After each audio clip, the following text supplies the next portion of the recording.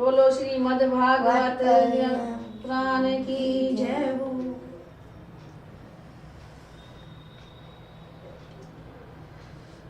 गोकर्ण उपाख्यान चौथा अध्याय। सूत जी कहते हैं, मुनिवर, उस समय अपने भक्तों के चित्त में अलौकिक भक्ति का प्रादुर्भाव हुआ। देख भक्त वत्सल भगवान अपना धाम छोड़कर वहां पधारे। उनके गले में वनमाला शोभा पा रही थी। श्री अंग सजल जलधर के समान श्याम वर्ण था। उस पर मनोहर पीतांबर सुशोभित था। कटी प्रदेश करनी की लड़ियों से सुसज्जित था। सिर पर मुकुट की लटक और कानों में कुंडलों की झलक देखते ही बनती थी। वे त्रिभंग भाव से खड़े हुए चित्त को चुराए लेते थे। उनकी भाव भंगिमा ऐसी थी खड़े होने की कि वो हर किसी के चित्त को मोह लेते थे, चुरा लेते थे। वक्ष स्थल पर कौस्तुभ मणि दमक रही थी। सारा श्री अंग हरिचंदन से चर्चित था। उस रूप की शोभा क्या कही। उसने तो मानो करोड़ों कामदेवों की रूप माधुरी छीन ली थी। वे परमानंद चिन्ह मूर्ति मधुराति मधुर मुरलीधर ऐसी अनुपम छवि से अपने भक्तों के निर्मल चित्तों में आविर्भूत हो रहे थे। सबके चित्तों में वो छवि बैठ गई थी, सब भक्तों के। भगवान के नित्य लोक निवासी लीला परिकर उद्धव आदि वहां गुप्त रूप से उस कथा को सुनने के लिए आए थे। प्रभु के प्रकट होते ही चारों ओर जय हो की ध्वनि होने लगी। उस समय भक्ति रस का अद्भुत प्रभाव चला। जब भागवत कथा प्रारंभ हुई तो उस समय चारों ओर भक्ति ही भक्ति छा गई थी। बार बार अबीर गुलाल और पुष्पों की वर्षा तथा शंख ध्वनि होने लगी। उस सभा में जो लोग बैठे थे उन्हें अपने देह गेह और आत्मा की भी कोई सुधि नहीं रही। जब भगवान का सत्संग होता है, भगवान की कोई कथा होती है, तो जो भाव से सुनते हैं उनको फिर बाहरी क्रियाओं बाहरी वातावरण का कोई ध्यान नहीं रहता है। यानी उनको अपनी आत्मा की भी सुधि नहीं रही। ऐसे लीन होकर के उन्होंने सुना। उनकी ऐसी तन्मयता देखकर नारद जी कहने लगे, मुनीश्वरगण, आज सप्ताह श्रवण की मैंने यह बड़ी ही अलौकिक महिमा देखी। यहाँ तो जो बड़े मूर्ख दुष्ट और पशु पक्षी भी हैं वे सभी अत्यंत निष्पाप हो गए। उन्हें इस कथा को सुना और उनके सारे पाप मिट गए, धुल गए। अतः इसमें संदेह नहीं कि कली काल में चित्त की शुद्धि के लिए इस भागवत कथा के समान मर्त्य लोक में पाप पुंजों का नाश करने वाला कोई दूसरा पवित्र साधन नहीं है। तो कली काल में भागवत कथा ही एक ऐसी है जो मृत्यु लोक में लोगों को पापों से मुक्ति दिला सकती है। मुनिवर, आप लोग बड़े कृपालु हैं। आपने संसार के कल्याण का विचार करके यह बिल्कुल निराला ही मार्ग निकाला है। आप कृपया यह तो बताइए कि इस कथा रूप सप्ताह यज्ञ के द्वारा संसार में कौन कौन लोग पवित्र हो जाते हैं।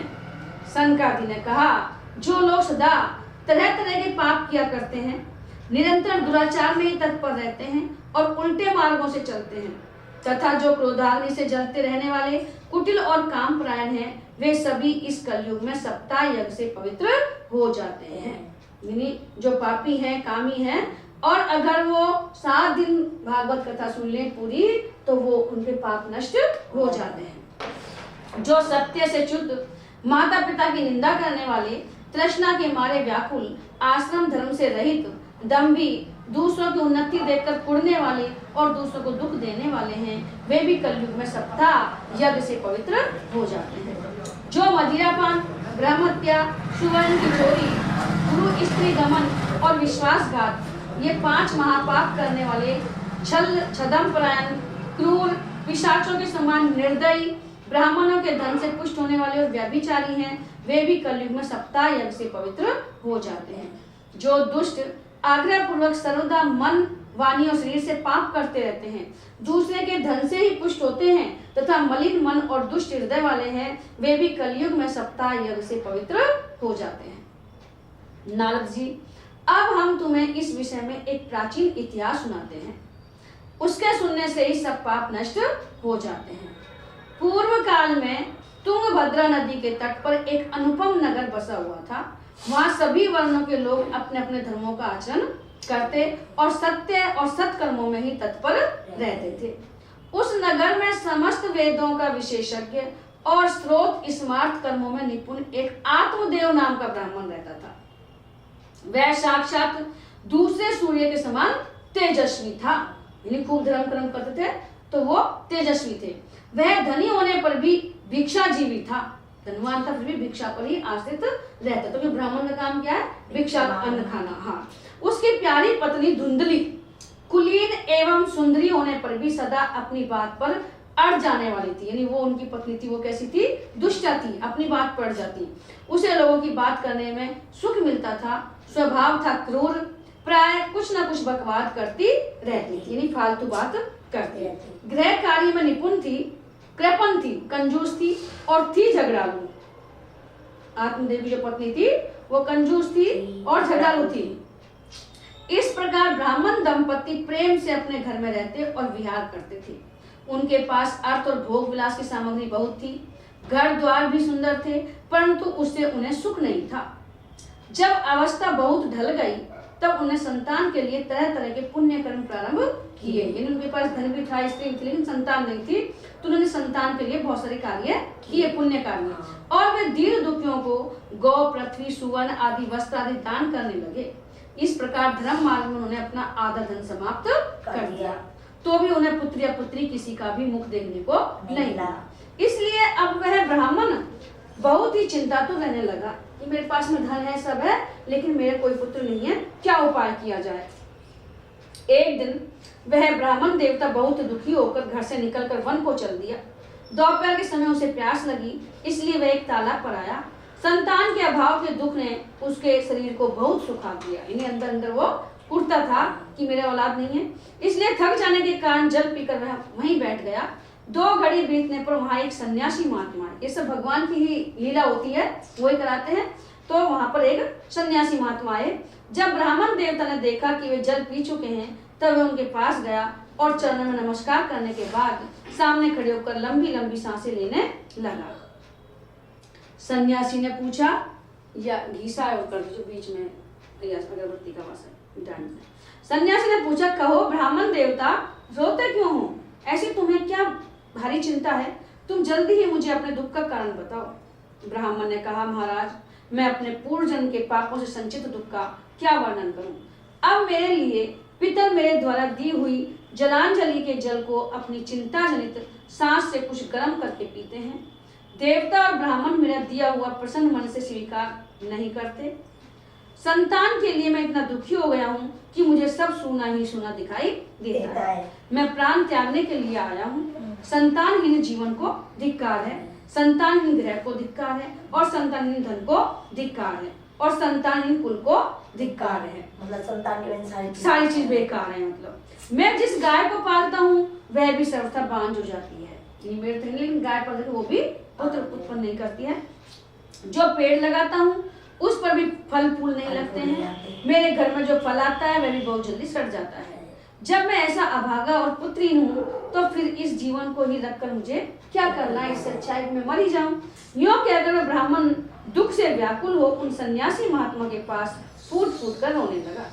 तब उन यति वर के हृदय में बड़ी करुणा हुई, क्योंकि संत करुणा वाले होते हैं, भगवान होते हैं, दयावान होते हैं।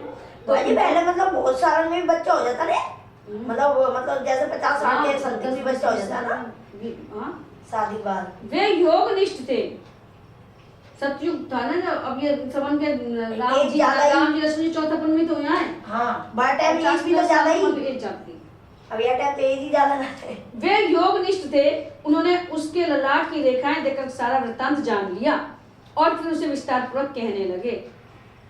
सन्यासी बाबा ने देख लिया उनका सारा कि ये संतान तो चाहता है लेकिन संतान से इसको सुख नहीं मिलेगा, संतान तो मैं दे दूंगा लेकिन सुख नहीं मिलेगा इसको। सन्यासी ने कहा, ब्राह्मण देवता, इस प्रजा प्राप्ति का मोह त्याग दो। सन्यासी समझा रहा रघु, यह तो मोह त्याग दे, कर्म की गति प्रबल है, विवेक का आश्रय लेकर संसार की वासना छोड़ दो। पुत्र होगा तो वो भी एक दिन मरेगा ही। विप्रवर सुनो, मैंने इस समय तुम्हारा प्रारब्ध देखकर निश्चय किया है। मैंने तुम्हारा प्रारब्ध देख लिया कि 7 जन्म तक तुम्हारे कोई संतान नहीं है, किसी प्रकार नहीं हो सकती 7 जन्मों तक। पूर्व काल में राजा सगर एवं अंग को संतान के कारण दुख भोगना पड़ा था। ब्राह्मण, अब तुम कुटुंब की आशा छोड़ दो, सन्यासी में ही सब प्रकार का सुख है, तुम भगवान का भजन करो। ब्राह्मण ने कहा, महात्मा जी, विवेक से मेरा क्या होगा, मुझे तो बलपूर्वक पुत्र दीजिए, मेरे विवेक सब खो गया है, मोह तो तुम पुत्र दे दो, नहीं तो मैं आपके सामने ही शोक मूर्छित होकर अपने प्राण त्यागता। जिसमें पुत्र स्त्री आदि का सुख नहीं है, ऐसा संन्यास तो सर्वथा नीरस ही है।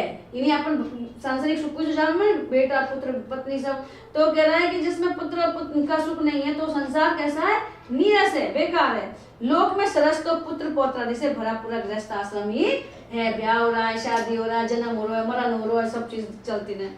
ब्राह्मण का ऐसा आग्रह देखकर उन तपोधन ने कहा, विधाता के लेख को मिटाने का हट करने से राजा चित्रकेतु को बड़ा कष्ट उठाना पड़ा। यानी विधाता का लेख है कि तुम्हारे पुत्र नहीं है संतान, तो कोई बात नहीं, लेकिन तुम इसका हट मत करो, मिल जाएगा, लेकिन आप सुख नहीं पा सकते उससे।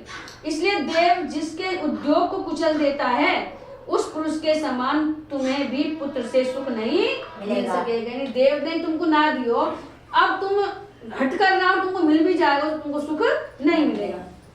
तुमने तो बड़ा हट पकड़ रखा है और अर्थी के रूप में तुम मेरे सामने उपस्थित हो, ऐसी दशा में मैं तुमसे क्या कहूँ। जब महात्मा जी ने देखा कि किसी प्रकार अपना आग्रह नहीं छोड़ने वाला है और ये हट पकड़ गया है, तो इसको फिर देना ही पड़ेगा। तब उन्होंने उसे एक फल देकर कहा, इसे तुम अपनी पत्नी को खिला देना, इससे उसके एक पुत्र होगा। तुम्हारी स्त्री को 1 साल तक सत्य, सोच, दया, दान और एक समय एक ही अन्न खाने का नियम रखना चाहिए। मतलब ये फल खाएगी तो 1 साल तक वो इन नियमों पर रहेगी। यदि वह ऐसा करेगी तो बालक बहुत ही शुद्ध स्वभाव वाला होगा, यानी महात्मा होगा, अच्छा आचरण वाला होगा। न्यों कहकर वे योगी राज चले गए और ब्राह्मण अपने घर लौट आया। वहां आकर उसने वह फल अपनी स्त्री को हाथ में दे दिया और स्वयं कहीं चला गया कि भाई तुम इस फल को खाना। उसकी स्त्री तो पुत्र से बुलाती थी, वह रो रो कर अपनी एक सखी से कहने लगी, सखी मुझे तो बड़ी चिंता हो गई, मैं तो ये फल नहीं खाऊंगी। क्यों? फल खाने से गर्भ रहेगा और गर्भ से पेट बढ़ जाएगा और फिर कुछ खाया पिया नहीं जाएगा, नहीं खावा की बात है ना, लाल सा रहे तो उनकी फिर तो मैं कुछ खा ही नहीं पाऊंगी, इससे मेरी शक्ति छीन हो जाएगी, मैं कमजोर हो जाऊंगी, और तब बता घर का धंधा कैसे होगा। और देववश यदि कहीं गांव में डाकुओं से आक्रमण हो गया तो गर्भनी स्त्री कैसे भागेगी। यदि सुखदेव जी की तरह यह गर्भ पेट में ही रह गया तो इसे बाहर कैसे निकाला जाएगा। और कहीं प्रसव काल के समय में टेढ़ा हो गया तो फिर प्राणों से ही हाथ धोना पड़ेगा, प्राण संकट में हो जाएंगे। याने बापू देगी, पहले बापू गाय बापू ना घर के पैर बापू देगी ना वो ना गाय को देगी, तो फिर गाय को गोकर्ण। यूं भी प्रसव के समय बड़ी भयंकर पीड़ा होती है, मैं सुकुमारी भला ये सब कैसे सह सकूंगी। मैं जब दुर्बल पड़ जाऊंगी तब ननद रानी आकर घर का सारा माल पत्ता समेट ले जाएगी और मुझसे सत्य सोच नियमों का पालन करना भी कठिन होगा। जो स्त्री बच्चा जनती है उसे उस बच्चे के लालन पालन में भी बड़ा कष्ट होता है। मेरे विचार से तो वंध्या या विधवा स्त्री है। मन में ऐसे ही तरह तरह के कुतर्क उठने से उसने वह फल नहीं खाया, और जब उसके पति ने पूछा फल खा लिया तब उसने कह दिया हाँ खा लिया। एक दिन उसकी बहन अपने आप ही उसके घर आई, तब उसने अपनी बहन को सारा वृतांत सुनाकर कहा कि मेरे मन में इसकी बड़ी चिंता है। तो मैंने आपको बात कर दी है, मेरे मन में बड़ी चिंता है, मैं इस दुख के कारण दिनों दिन दुबली हो रही हूँ। बहन मैं क्या करूँ? बहन ने कहा मेरे पेट में बच्चा है, प्रसव होने पर मैं बालक में तुझे दे दूंगी, तब तक तू गर्भवती के समान घर में गुप्त रूप से यही रहना सुख से। तू मेरे पति को अच्छा धन दे देगी तो तुझे वे बालक को दे देंगे मेरे को। हम ऐसी युक्ति करेंगे कि जिससे सब लोग यही कहें कि इसका बालक 6 महीने का होकर मर गया, और मैं नित्य प्रति तेरे घर आकर उस बालक का पालन पोषण करती रहूंगी, बालक को दूध पिलाती रहूंगी। तो इस समय इसकी जांच करने के लिए यह फल गौ को खिला दे कि भाई होता है कि नहीं होता है, तो तू मत खा इसको, और गाय को खिला दे। ब्राह्मणी ने स्त्री स्वभाव जो उसकी बहन ने कहा था वैसे ही सब किया। इसके पश्चात समय अनुसार जब उस स्त्री के पुत्र हुआ तब उसके पिता ने चुपचाप लाकर उसे धुंधली को दे दिया। और उसने आत्मदेव को सूचना दे दी कि मेरे सुखपूर्वक बालक हो गया। बहन को बालक आ गया और माँ ने कह दी कि भाई मेरे बालक हो गया है। इस प्रकार आत्मदेव के पुत्र हुआ। सुनकर सब लोगों को बड़ा आनंद हुआ और ब्राह्मण को भी आनंद हुआ कि भाई मेरे पुत्र होगा। कहीं पर तो कहीं वह चल रही है। ब्राह्मण ने उसका जात कर्म संस्कार करके ब्राह्मणों को दान दिया और उसके द्वार पर गाना बजाना तथा अनेक प्रकार के मांगलिक कृत्य होने लगे। धुंधली ने अपने पति से कहा, मेरे स्तनों में तो दूध है नहीं, फिर गौ आदि किसी अन्य जीव के दूध से मैं इस बालक का किस प्रकार पालन करूंगी। तो मेरी बहन के अभी भी बालक हुआ था और वह मर गया, उसे बुलाकर अपने यहाँ रख ले तो आपके इस बच्चे का पालन पोषण हो जाएगा। अब कुछ कहीं पुत्र बेचारा। तब पुत्र की रक्षा के लिए आत्मदेव ने वैसा ही किया तथा माता धुंधली ने उस बालक का नाम धुंधुकारी रखा। तो खुद धुंधली थी ना, हाँ, तो उसका धुंधुकारी रखा उसका नाम। इसके बाद 3 महीने बीतने पर उस गौ के भी एक मनुष्यकार बच्चा हुआ, क्योंकि वो मनुष्य को दिया ना फल। तो गाय के मनुष्य को से बच्चा हो, क्योंकि कान मगर गाय का। वह सर्वांग सुंदर, दिव्य, निर्मल और सुवर्ण की कांति वाला था, क्योंकि वो तो संत महात्मा ने उसको मंत्र करके दिया था ना, तो बड़ा सुंदर हुआ वो। उसे देखकर ब्राह्मण देवता को बड़ा आनंद हुआ और उसने स्वयं ही उसके सब संस्कार किए, जैसे अपने पुत्र के किए उसके धुंधुकारी के, ऐसे उस गाय के भी बच्चे के भी किए, गोकर्ण के भी। इस समाचार से और सब लोगों को भी बड़ा आश्चर्य हुआ और वे बालक को देखने के लिए आए कि गाय के मनुष्य का बच्चा हुआ है, तथा आपस में कहने लगे, देखो भाई, अब आत्मदेव का कैसा भाग्य उदय हुआ है। कैसे आश्चर्य की बात है कि गो के भी ऐसा दिव्य रूप बालक हुआ है। कहाँ तो पहले खुद के ही ना हो रहा और अब गाय के भी ऐसे ही दिव्य बालक हुआ है। देव योग से इस गुप्त रहस्य का किसी को पता न लगा। आत्मदेव ने उस बालक के गो के से कान देकर उसका नाम गोकर्ण रखा। कुछ काल बीतने पर वे दोनों बालक जवान हो गए। उनमें गोकर्ण तो बड़ा पंडित और ज्ञानी हुआ, किंतु धुंधुकारी बड़ा ही दुष्ट निकला। स्नान शौचादि ब्राह्मणोचित आचरणों का उसमें नाम भी नहीं था, यानी ब्राह्मणों के जैसे उसके आचरण नहीं थे और न खान पान का ही कोई परहेज था। क्रोध उसमें बहुत बड़ा चढ़ा था। वह बुरी बुरी वस्तुओं का संग्रह किया करता था, मुर्दे के हाथ से छुआया हुआ अन्न भी खा लेता था। दूसरों की चोरी करना और सब लोगों को द्वेष बढ़ाना उसका स्वभाव बन गया, यानी वो हर समय दुराचारी था। छिपे छिपे दूसरों के घरों में आग लगा देता था। दूसरों के बालकों को खिलाने के लिए गोद में लेकर उन्हें चट कुएं में डाल देता था। हिंसा का उसे व्यसन सा हो गया, यानी वो हर समय दूसरों की बुराई और हिंसा करता रहता। हर समय वह अस्त्र शस्त्र धारण किए रहता और बेचारे अंधे और दीन दुखियों को व्यर्थ में तंग किया करता था। चांडालों से उसका विशेष प्रेम था। बस हाथ में फंदा लिए कुत्तों की टोली के साथ शिकार की टोह में घूमता रहता। वैश्याओं के जाल में फंसकर उसने अपने पिता की सारी संपत्ति नष्ट कर दी। एक दिन माता पिता को मारकर घर के सब बर्तन भांडे उठाकर ले गया। इस प्रकार जब सारी संपत्ति स्वाहा हो गई, खत्म हो गई, तब उसका कृपण पिता फूट फूट कर रोने लगा और बोला, इससे तो मैं इसकी माँ का बांझ रहना ही अच्छा था, यानी इससे तो नहीं होता ये बेटा तो ही अच्छा हो, बांझ रहती तो बढ़िया थी, कुपुत्र तो बड़ा ही दुखदाई होता है। अब मैं कहाँ रहूं, कहाँ जाऊं, मेरे इस संकट को कौन काटेगा। हाय, मेरे ऊपर तो बड़ी विपत्ति आ पड़ी। इस दुख के कारण अवश्य मुझे एक दिन प्राण छोड़ने पड़ेंगे। पहले तो पुत्र प्राप्ति के लिए प्राण छोड़ रहा, अब पुत्र को छोड़ने के लिए प्राण छोड़ रहा है। उसी समय परम ज्ञानी गोकर्ण जी वहां आए और उन्होंने पिता को वैराग्य का उपदेश करते हुए बहुत समझाया कि पिताजी तुम प्राण मत त्याग करो, बल्कि वैराग्य ले लो, विरक्ति करो इनसे और भगवान का भजन करो। वे बोले, पिताजी यह संसार असार है, इस संसार में कोई सार नहीं है, यह अत्यंत दुख रूप और मोह में डालने वाला है। पुत्र किसका, धन किसका, स्नेहवान पुरुष रात दिन दीपक के समान जलता रहता है। सुख न तो इंद्र को है और न चक्रवर्ती राजा को है। अपन सुख के लिए दिन रात लगे रहते हैं, लेकिन हमें किसी में भी सुख नहीं मिलता, धन में, पैसा में, शरीर में, और इसी सुख के लिए अपन दुख पाते रहते हैं। तो सुख है तो केवल विरक्त में, एकांत जीवी मुनि को, जो भगवान की याद में लगे रहते हैं। यह मेरा पुत्र है, इस अज्ञान को छोड़ दीजिए, मोह से नरक की प्राप्ति होती है। यह शरीर तो नष्ट होगा ही, इसलिए सब कुछ छोड़कर वन में चले जाइए। गोकर्ण के वचन सुनकर आत्मदेव वन में जाने के लिए तैयार हो गया और उनसे कहने लगा, बेटा वन में रहकर मुझे क्या करना चाहिए? पूछ रहे हैं ब्राह्मण गोकर्ण से कि आपने कह दिया वन में जाने के लिए, लेकिन वन में मैं क्या करूंगा, क्या करना चाहिए? यह मुझसे विस्तार पूर्वक कहो। मैं बड़ा मूर्ख हूँ, अब तक कर्मवश स्नेह पाश में बंधा हुआ अपंग की भांति इस घर रूप अंधेरे कुएं में ही पड़ा रहा हूँ। तुम बड़े दयालु हो, इससे मेरा उद्धार करो। गोकर्ण ने कहा, पिताजी यह शरीर हड्डी और मांस और रुधिर का पिंड है, इसे आप मैं मानना छोड़ दे। जो ये शरीर है अपना मानो मेरा शरीर, तो ये हड्डी और मांस को ही पिंड है, तो इसको मेरा मत मानो कि ये मेरा है। और स्त्री पुत्र आदि को अपना कभी न माने। स्त्री है, पुत्र है, घर है, धन है, इसको भी अपना मत मानो। ये भगवान ने दिया है, अपने को सेवा के लिए दिया है, सेवा करो और अपने मन से त्याग दो। इस संसार को रात दिन क्षण भंगुर देखो कि संसार रात दिन नष्ट हो रहा है। जैसे शरीर नष्ट हो रहा है, पहले बचपन आ, फिर जवानी आएगी, फिर बुढ़ापा आ गो और पतो ही ना पड़ो, तो धीरे धीरे छीनी तो रहा, शक्ति कम हो रही है, आत्मसु काम ना हो, परंतु आत्मसु दिखना है। तो इस संसार को रात दिन क्षण भंगुर देखो, इसकी किसी भी वस्तु को स्थायी समझकर इसमें राग नहीं करना।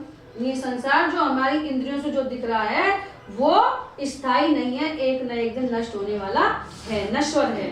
बस एकमात्र वैराग्य रस के रसिक होकर भगवान की भक्ति में लगे रहो। आप इनसे सबसे त्याग कर दो और भगवान की भक्ति करो। भगवत भजन ही सबसे बड़ा धर्म है, निरंतर उसी का आश्रय लिए रहें।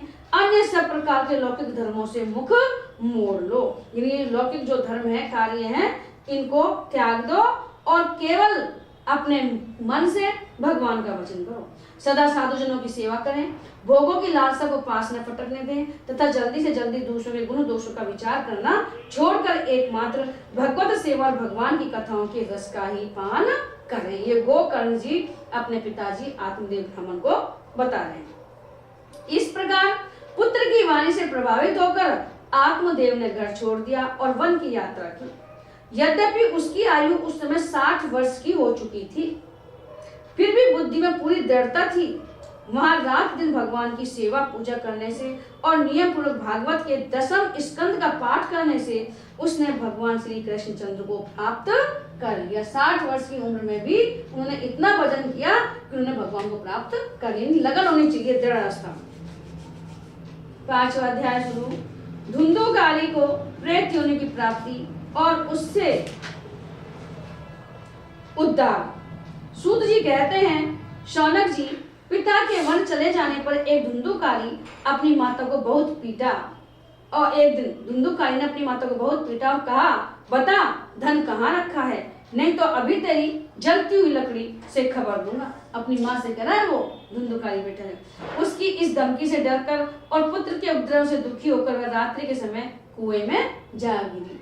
अभी जो दारू वारू पी में वो ऐसा हुए जो ऐसी तुम्हारे बेचारी पत्नी मर जाए, बच्चा मर जाए, और इसी से उसकी मृत्यु हो गई। तो पुत्र की से दुखी होकर के वो मर गई। योगनिष्ठ गोकर्ण जी तीर्थ यात्रा के लिए निकल गए। उन्हें इन घटनाओं से कोई सुख या दुख नहीं होता था, क्योंकि वो तो शुरू से ही भगवान के भजन में लीन थे, क्योंकि उनका न कोई मित्र था और न शत्रु। धुंधुकारी 5 वैश्याओं के साथ घर में रहने लगा। अब न तो माई और न बाप, जो मन में आए जो करे, तो वो वैश्याओं के साथ में अपने घर में रहने लगा। उनके लिए भोग सामग्री जुटाने की चिंता ने उसकी बुद्धि नष्ट कर दी, क्योंकि औरत है, उसको भोगेगा तो उनके लिए खाने पीने की व्यवस्था चाहिए, तो उसकी बुद्धि सारी नष्ट हो गई और वह नाना प्रकार के अत्यंत क्रूर कर्म करने लगा। एक दिन उन कुलटाओं ने उससे बहुत से गहने मांगे कि भाई हमें तुम गहने लाके दो। वह तो काम से अंधा हो रहा था, मौत की उसे कभी याद नहीं आती थी कि मुझे एक दिन मरना भी है। बस उन्हें जुटाने के लिए वह घर से निकल पड़ा। वह जहां तहां से बहुत सा धन चुराकर घर लौट आया तथा उन्हें कुछ सुंदर वस्त्र और आभूषण लाकर दिए। चोरी का माल देखकर रात्रि के समय स्त्रियों ने विचार किया कि यह नित्य ही चोरी करता है, इसलिए इसे किसी एक दिन अवश्य राजा पकड़ लेगा। राजा यह सारा धन छीनकर इसे निश्चय प्राणदंड देगा। जब एक दिन इसे मरना ही है, तब हम ही धन की रक्षा के लिए गुप्त रूप से इसे क्यों नहीं मार डाले। देखो, खाली जितना अच्छा लग रहा है, अब उन्हें सोचे कि राजा पकड़ लेगा याकू तो याकू मारेगा, धरे भी ले जाएगा तो हम ही क्यों ना मार दे याकू, इसे मारकर हम इसका माला मत्ता लेकर कहीं दूर चली जाएंगी। ऐसा निश्चय कर उन्होंने सोए हुए धुंधुकारी को रस्सियों से कस दिया और उसके गले में फांसी लगाकर उसे मारने का प्रयत्न किया उन वेश्याओं ने। इससे जब वह जल्दी नहीं मरा तो उन्हें बड़ी चिंता हुई। तब उन्होंने उसके मुख पर बहुत से दहकते अंगारे डाले, क्योंकि वैसा हो ना शुरू से ही। इससे वह अग्नि की लपटों से बहुत छटपटा कर मर गया। उन्होंने उसके शरीर को एक गड्ढे में डालकर गाड़ दिया। सच है, स्त्रियां प्राय बड़ी दुस्साहसी होती हैं, इन्हीं करो चाहे जब सब कुछ कर सके स्त्री। उनके इस कृत्य का किसी को भी पता नहीं चला। लोगों के पूछने पर कह देती थी कि हमारे प्रियतम पैसे के लोभ से अब की बार कहीं दूर चले गए। कोई कहे दिख ना लो खा गए तो कमावा खावा दूर चला गया है, इसी वर्ष के अंदर लौट आएंगे। बुद्धिमान पुरुष को दुष्ट स्त्रियों का कभी विश्वास न करना चाहिए। जो मूर्ख इनका विश्वास करता है उसे दुखी होना पड़ता है। इनकी वाणी तो अमृत के समान कामियों के हृदय में रस का संचार करती है, किंतु हृदय छुरे की धार के समान तीक्ष्ण होता है। भला इन स्त्रियों का कौन प्यारा है। वे कुलटाएं धुंधुकारी की सारी संपत्ति समेटकर वहां से चंपत हो गई। उनके ऐसे न जाने कितने पति थे और धुंधुकारी अपने कुकर्मों के कारण भयंकर प्रेत हुआ। अब धुंधुकारी प्रेत बन गया। वह बवंडर के रूप में सर्वदा दसों दिशाओं में भटकता रहता था तथा शीत घाम से संतप्त और भूख प्यास से व्याकुल होने के कारण हा देव चिल्लाता रहता था, क्योंकि वो प्रेत बन गया ना तो भूख और प्यास रो लेता था। परंतु उसे कहीं भी कोई आश्रय नहीं मिला। कुछ काल बीतने पर गोकर्ण ने भी लोगों के मुख से धुंधुकारी की मृत्यु का समाचार सुना। तब उसे अनाथ समझकर उन्होंने उसका गया जी में श्राद्ध किया बाई का, और भी जहां जहां वे जाते थे उसका श्राद्ध अवश्य करते थे। इस प्रकार घूमते घूमते गोकर्ण जी अपने नगर में आए और रात्रि के समय दूसरों की दृष्टि से बचकर सीधे अपने घर के आंगन में सोने के लिए पहुंचे। वहां अपने भाई को सोया देख आधी रात के समय धुंधुकारी ने अपना बड़ा विकट रूप दिखाया। ये धुंधुकारी मेरे और प्रेत हो तो माने गोकर्ण को अपना रूप दिखाया। वह कभी भेड़ा, कभी हाथी, कभी भैंसा, कभी इंद्र, कभी अग्नि का रूप धारण करता। अंत में वह मनुष्य के आकार में प्रकट हुआ। ये विपरीत अवस्थाएं देखकर गोकर्ण ने निश्चय किया कि यह कोई दुर्गति को प्राप्त हुआ जीव है। और पता नहीं भाई है कि कोई ना कोई जीव है जो दुर्गति को प्राप्त हुआ है। तब उन्होंने उसे धैर्यपूर्वक पूछा। गोकर्ण ने कहा, तू कौन है? रात्रि के समय से भयानक रूप क्यों दिखा रहा है? तेरी यह दशा कैसे हुई, हमें बता तो सही। तू प्रेत है, पिशाच है अथवा कोई राक्षस है? सूत जी कहते हैं, गोकर्ण के इस प्रकार पूछने पर वह बार बार जोर जोर से रोने लगा। उसमें बोलने की शक्ति नहीं थी, यानी शरीर नहीं है तो बोल भी कैसे सकता है, इसलिए उसने केवल संकेत मात्र किया। तब गोकर्ण ने अंजलि में जल लेकर उसे अभिमंत्रित करके उस पर छिड़का। इससे उसके पापों का कुछ शमन हुआ और वह इस प्रकार कहने लगा। अब वो बोलने लगा। प्रेत बोला, मैं तुम्हारा भाई हूँ, मेरा नाम धुंधुकारी है। मैंने अपने ही दोष से अपना ब्रह्मत्व नष्ट कर दिया। मेरे कुकर्मों की गिनती नहीं की जा सकती। मैंने इतने कुकर्म किए हैं। मैं तो महान अज्ञान के चक्कर काट रहा था, इसी से मैंने लोगों की बड़ी हिंसा की। अंत में कुलटा स्त्रियों ने मुझे तड़पा तड़पा कर मार डाला। इसी से अब प्रेत योनि में पड़कर यह दुर्दशा भोग रहा हूँ। अब देववश कर्म फल का उदय होने से मैं केवल वायु भक्षण करके जी रहा हूँ, यानी मुझे और कुछ खाने को नहीं मिलता।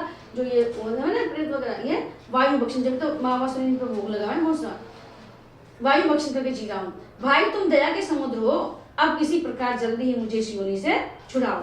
गोकर्ण ने धुंधुकारी की सारी बातें सुनी और तब उससे बोले। गोकर्ण ने कहा, भाई मुझे इस बात का बड़ा आश्चर्य है। मैंने तुम्हारे लिए विधि पूर्वक गया जी में पिंडदान किया, फिर भी तुम प्रेत योनि से मुक्ति नहीं हुई। यदि गया श्राद्ध से भी तुम्हारी मुक्ति नहीं हुई तब इसका और कोई उपाय ही नहीं है। अच्छा तुम सब बात खोलकर कहो, मुझे अब क्या करना चाहिए, तुम्हारी मुक्ति कैसे होगी? प्रेत ने कहा, मेरी मुक्ति सैकड़ों गया श्राद्ध करने से भी नहीं हो सकती। अब तो तुम इसका कोई और उपाय सोचो। प्रेत की यह बात सुनकर गोकर्ण को बड़ा आश्चर्य हुआ। वे कहने लगे, यदि सैकड़ों गया श्राद्धों से भी तुम्हारी मुक्ति नहीं हो सकती तब तो तुम्हारी मुक्ति असंभव ही है। अच्छा अभी तो तुम निर्भय होकर अपने स्थान पर रहो, मैं विचार करके तुम्हारी मुक्ति के लिए कोई दूसरा उपाय करूंगा। गोकर्ण की आज्ञा पाकर धुंधुकारी वहां से अपने स्थान पर चला आया। इधर गोकर्ण ने रात भर विचार किया, तब भी उन्हें कोई उपाय नहीं सूझा। प्रातः काल उनको आया देख लोग प्रेम से उनसे मिलने आए। तब गोकर्ण ने रात में जो कुछ जिस प्रकार हुआ था वह सब उन्हें सुना दिया। उनमें जो लोग विद्वान, योगनिष्ठ, ज्ञानी और वेदज्ञ थे, वेद को जानने वाले थे, उन्होंने भी अनेकों शास्त्रों को उलट पलट कर देखा, तो भी उसकी मुक्ति का कोई उपाय नहीं मिला। तब सबने यही निश्चय किया कि इस विषय में सूर्य नारायण जो आज्ञा करें वही करना चाहिए। अतः गोकर्ण ने अपने तपोबल से सूर्य की गति को रोक दिया। उन्होंने स्तुति की, भगवान आप सारे संसार के साक्षी हैं, सूर्य भगवान सबको देखता है, मैं आपको नमस्कार करता हूँ, आप मुझे कृपा करके धुंधुकारी की मुक्ति का साधन बताइए। गोकर्ण की प्रार्थना सुनकर सूर्य देव ने दूर से स्पष्ट शब्दों में कहा, श्रीमद् भागवत से मुक्ति हो सकती है, इसलिए तुम उसका सप्ताह पारायण करो। सूर्य का धर्म में वचन वहां सभी ने सुना। तब सबने यही कहा कि प्रयत्न पूर्वक यही करो, है भी यह साधन बहुत सरल। अतः गोकर्ण जी भी तदनुसार निश्चय करके कथा सुनाने के लिए तैयार हो गए। देश और गांव से अनेकों लोग कथा सुनने के लिए आए। बहुत से लंगड़े, लूले, अंधे, बूढ़े और मंद बुद्धि पुरुष भी अपने पापों की निवृत्ति के उद्देश्य से वहां पहुंचे। इस प्रकार वहां इतनी भीड़ हो गई कि उसे देखकर देवताओं को भी आश्चर्य होता था। जब गोकर्ण जी व्यास गद्दी पर बैठकर कथा कहने लगे, तब वह प्रेत भी वहां आ पहुंचा और इधर उधर बैठने के लिए स्थान ढूंढने लगा कि मैं कहाँ बैठूं। इतने में ही उसकी दृष्टि एक सीधे रखे हुए 7 गांठ के बांस पर पड़ी। प्रेत को अगर बस ना नहीं हो तो एक बांस गांठ में पड़े, तो आगे 7 गांठ हुई। उसी के नीचे के छिद्र में घुसकर, क्योंकि शरीर तो हो ही ना है, वायु के समान हो सूक्ष्म, वह कथा सुनने के लिए बैठ गया। वायु रूप होने के कारण वह बाहर कहीं बैठ नहीं सकता था, इसलिए बांस में घुस गया। गोकर्ण जी ने एक वैष्णव ब्राह्मण को मुख्य श्रोता बनाया और प्रथम स्कंद से स्पष्ट स्वर में कथा सुनानी प्रारंभ कर दी। सायकाल में जब कथा को विश्राम दिया गया, तब एक बड़ी विचित्र बात हुई। वहां सभासदों के देखते देखते उस बांस की एक गांठ तड़ तड़ शब्द करती हुई फट गई। एक दिन सुनी तो एक गांठ, जितने दिन सुनेगा तो एक एक गांठ वो फटती जाएगी। इसी प्रकार दूसरे दिन सायकाल में दूसरी गांठ फटी और तीसरे दिन उसी समय तीसरी। इस प्रकार 7 दिनों में 7 गांठों को फोड़कर धुंधुकारी 12 स्कंदों के सुनने से पवित्र होकर प्रेत योनि से मुक्त हो गया और दिव्य रूप धारण करके सबके सामने प्रकट हुआ। उसका मेघ के समान श्याम शरीर पीतांबर और तुलसी की मालाओं से सुशोभित था तथा सिर पर मनोहर मुकुट और कानों में कमनीय कुंडल झिलमिला रहे थे। उसने तुरंत अपने भाई गोकर्ण को प्रणाम करके कहा, भाई तुमने कृपा करके मुझे प्रेत योनि की यातनाओं से मुक्त कर दिया। यह प्रेत पीड़ा का नाश करने वाली श्रीमद् भागवत की कथा धन्य है तथा श्री कृष्णचंद्र के धाम की प्राप्ति कराने वाला इसका सप्ताह पारायण भी धन्य है। जब सप्ताह श्रवण का योग लगता है, तब सारा पाप थर्रा उठते हैं कि अब यह भागवत की कथा जल्दी ही हमारा अंत कर देगी, तो सारे पाप उसके नष्ट हो जाते हैं। जिस प्रकार आग गीली सूखी छोटी बड़ी सब तरह की लकड़ी को जला डालती है, उसी प्रकार यह सप्ताह श्रवण मन वचन और कर्म द्वारा किए हुए नए पुराने छोटे बड़े सभी प्रकार के पापों को भस्म कर देता है। विद्वानों ने देवताओं की सभा में कहा कि जो लोग इस भारतवर्ष में श्रीमद् भागवत की कथा से नहीं सुनते, उनका जन्म वृथा ही है। भला मोह पूर्वक लालन पालन करके यदि इस अनित्य शरीर को हष्ट पुष्ट और बलवान भी बना लिया, तो भी श्रीमद् भागवत की कथा सुने बिना इससे क्या लाभ हुआ। अस्थियां ही इस शरीर के आधार स्तंभ हैं, नस नाड़ी रूप रस्सियों से यह बंधा हुआ है, ऊपर से इस पर मांस और रक्त थोप कर इसे चर्म से मंड दिया गया है, ढक दिया है। इससे प्रत्येक अंग में दुर्गंध आती है। ये शरीर दुर्गंध युक्त है, आंखों से गिर निकल देते हैं, नाक से रेंट, लार, थूक, मलमूत्र, तो यह मलमूत्र का भांड है। वृद्धावस्था शोक के कारण यह परिणाम में दुख में ही है, और जब बुढ़ापा आएगा और रोग होंगे, दुखी होंगे, तो ये दुख का ही परिणाम है। रोगों का तो घर ही ठहरा, रोकते हमें चले जाए, आज अपने यह हो रहा, आज यह हो रहा। यह निरंतर किसी न किसी कामना से पीड़ित रहता है, कभी इसकी तृप्ति नहीं होती। इसे धारण किए रहना भी एक भार ही है। इसके रोम रोम में दोष भरे हैं और नष्ट होने में इसे एक क्षण भी नहीं लगता, 1 मिनट में ही नष्ट हो जाता है, इसका कोई पता नहीं कब तक रहते हैं। अंत में यदि इसे गाड़ दिया जाता है तो इसके कीड़े बन जाते हैं, कोई पशु खा जाता है तो यह विष्टा हो जाता है, और अग्नि में जला दिया जाता है तो राख की ढेरी हो जाती है। 3 गति होती है इसकी, इसको गाड़ देंगे तो कीड़े पड़ जाएंगे, या फिर इसको पशु खाएंगे या जला दिया जाएगा, इसको राख की ढेरी होगी। ये 3 ही इसकी गतियां बताई गई हैं। ऐसे अस्थिर शरीर से मनुष्य अविनाशी फल देने वाला काम क्यों नहीं बना लेता? नहीं, भगवान ने मनुष्य शरीर दिया है तो इसे ऐसा काम बनाए जो जिसका फल अविनाशी है, परम पिता परमात्मा को प्राप्त करे। वह सायंकाल तक बिगड़ जाता है, फिर उसी के रस से पुष्ट हुए शरीर की नित्यता कैसी? इस लोक में सप्ताह श्रवण करने से भगवान की शीघ्र ही प्राप्ति हो सकती है। अतः सब प्रकार के दोषों की निवृत्ति के लिए एकमात्र यही साधन है। जो लोग भागवत की कथा से वंचित हैं वे तो जल में बुदबुदे और जीवों में मच्छरों के समान केवल मरने के लिए ही पैदा होते हैं। जैसे जल का बुलबुला असमानुष की जात, तो ऐसे ही उसका कोई पता नहीं है कब मर जाए, केवल जिए और मरे। भला जिसके प्रभाव से जड़ और सूखे हुए बांस की गांठें फट सकती हैं, उस भागवत कथा का श्रवण करने से चित्त की गांठ का खुल जाना कौन बड़ी बात है। जब जड़ पदार्थ की ही गांठ खुल जावे, बांस की गांठ फट जावे, तो अपन तो चेतन है, तो अपने मन की गांठ क्यों नहीं खुल जाएगी अगर हम भागवत कथा को ध्यान से पढ़ेंगे तो। सप्ताह श्रवण करने से मनुष्य के हृदय की गांठ खुल जाती है, उसके समस्त संशय जो हमारे अंदर भ्रम है छिन्न भिन्न हो जाते हैं और सारे कर्म छीन हो जाते हैं। यह भागवत कथा रूप तीर्थ संसार के कीचड़ को धोने में बड़ा ही पटु है। ये संसार रूपी जो कीचड़ में हम दलदल में फंसे हुए हैं, भागवत सुनने से हम उस कीचड़ से निकल सकते हैं।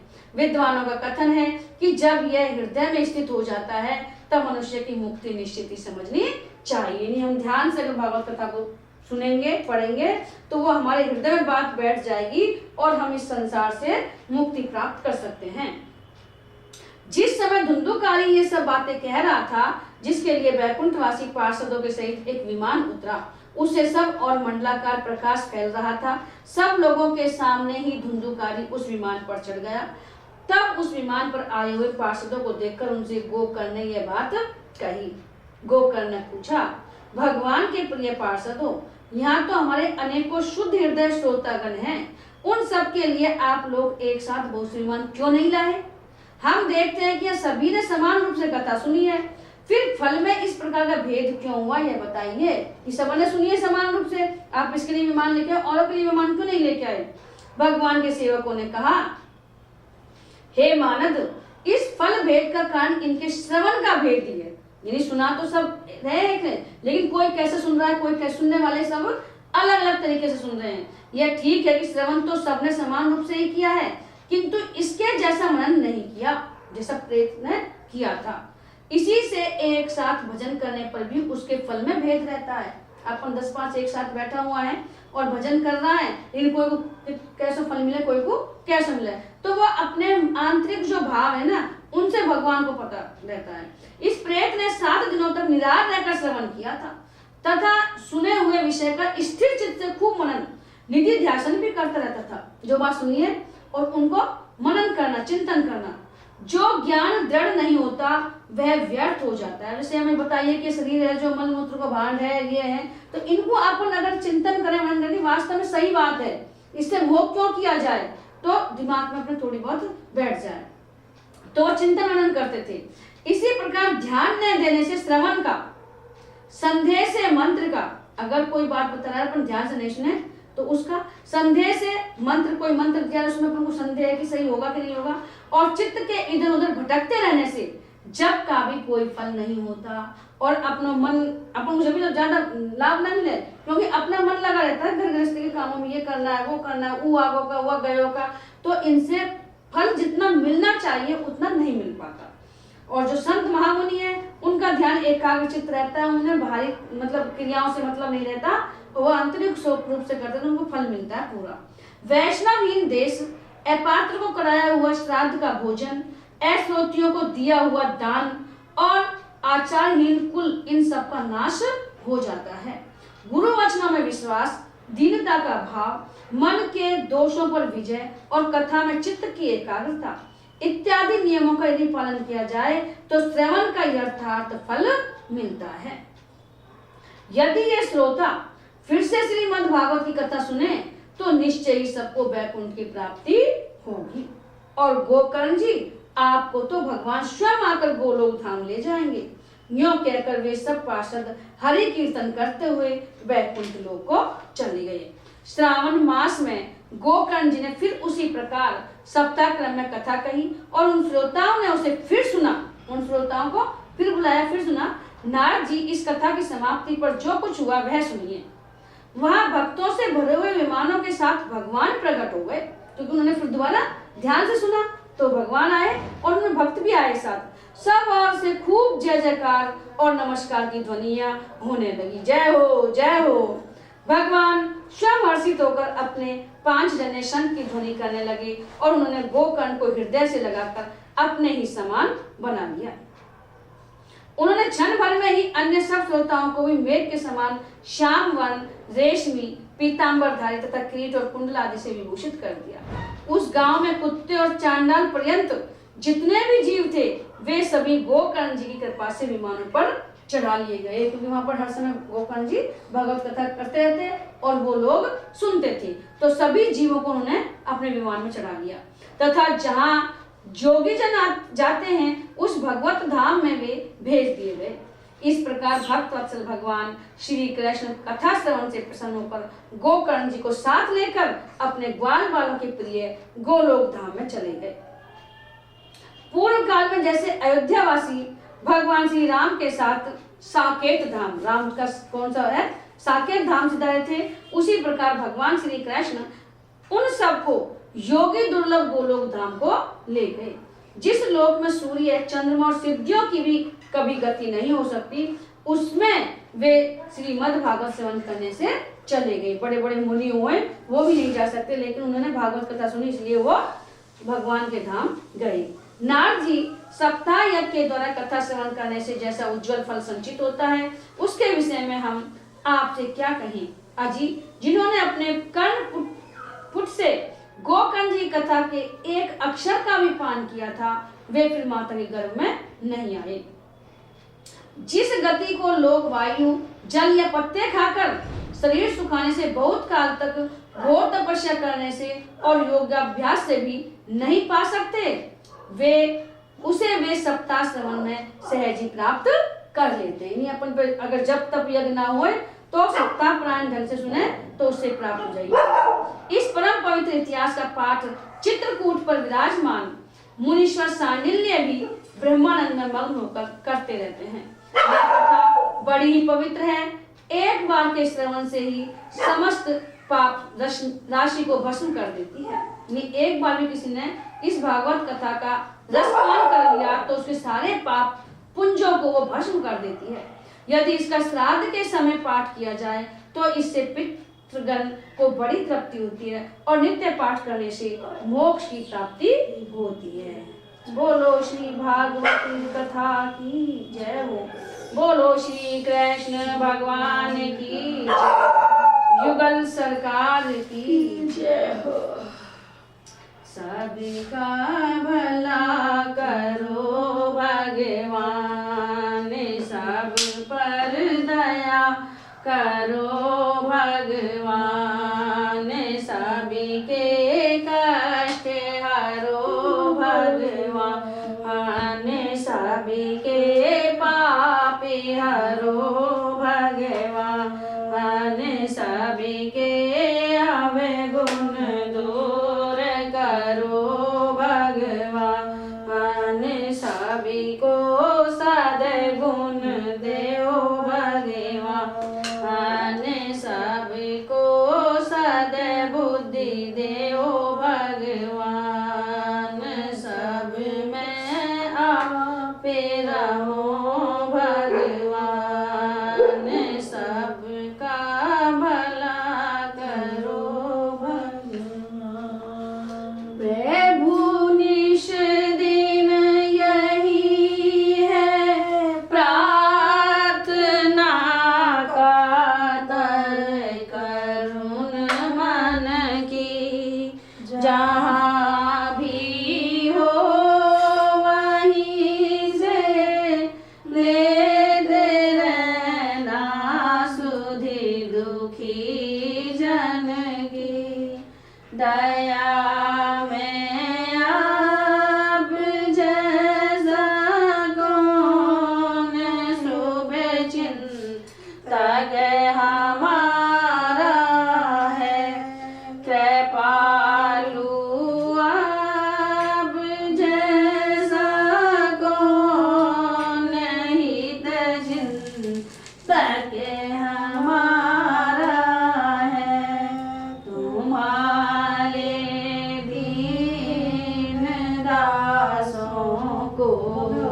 तो